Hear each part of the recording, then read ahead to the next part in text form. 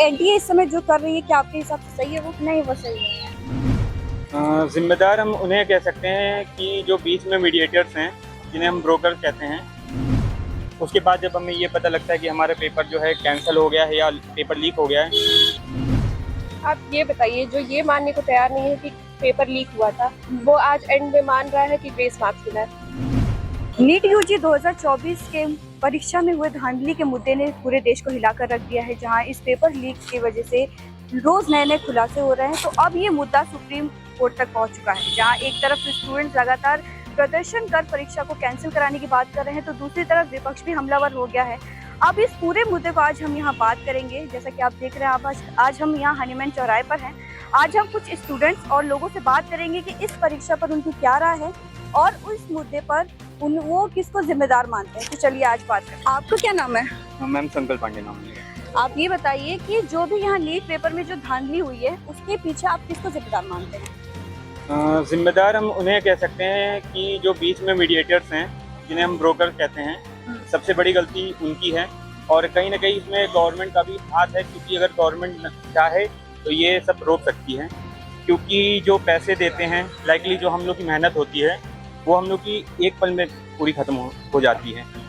और बच्चा 1 साल पढ़ता है, वो वापस एग्ज़ाम देता है, उस पर पेरेंट्स का लोड रहता है कि हमें और भी आगे कुछ करना है। उसके बाद जब हमें ये पता लगता है कि हमारा पेपर जो है कैंसिल हो गया है या पेपर लीक हो गया है, तो उसके बाद जो हम लोग का टाइम तो लॉस होता ही है। जो बच्चे होते हैं वो अपनी होप की जो है पूरी खो देते हैं।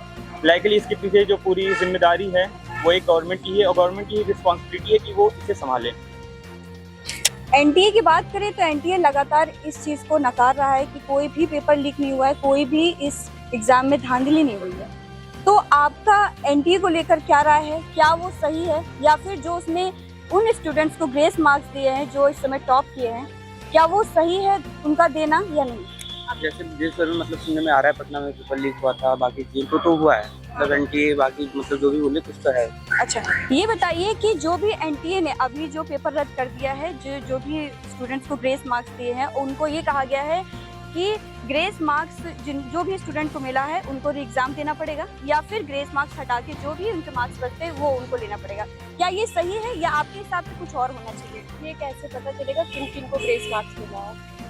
इसमें तो बताया जा रहा है ना कि 67 स्टूडेंट जो इस समय टॉप किए हैं उन सबको ग्रेस मार्क्स, और एनटीए भी कह रहा है कि पेपर एग्जाम में टाइमिंग का इश्यू था, वो रीजन दे रहा है, इस वजह से उनको ग्रेस मार्क्स दिए गए हैं। तो क्या ये सही है?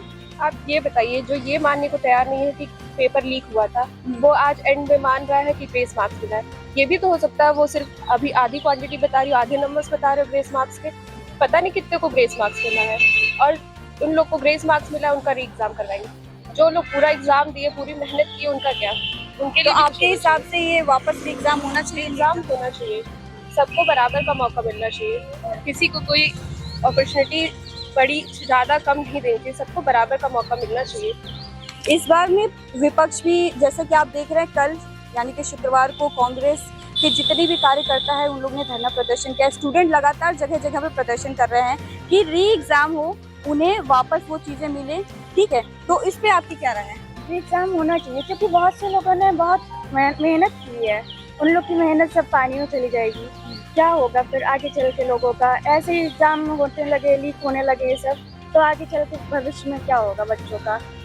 तो एनटीए इस समय जो कर रही है, क्या आपके हिसाब से सही है वो? नहीं, वो सही नहीं है। जैसा कि आपने देखा, इन स्टूडेंट जिन्होंने जो दिन रात मेहनत करते हैं और लास्ट में जब एग्जाम देते हैं तो सुनने में आता है कि पेपर लीक हो गया और बहुत सारे इसमें धांधली हो गई है। कितने लोग मिले होते हैं, जो बहुत सारे स्टूडेंट जो मेहनत नहीं भी करते उनको ऐसे चीटिंग करके पास करा दिया जाता है। और इन स्टूडेंट से हमने बात करी, इनकी यही राय है कि री एग्जाम होना चाहिए और उनको उतनी ही महत्व देनी चाहिए जो इन्होंने मेहनत करी है।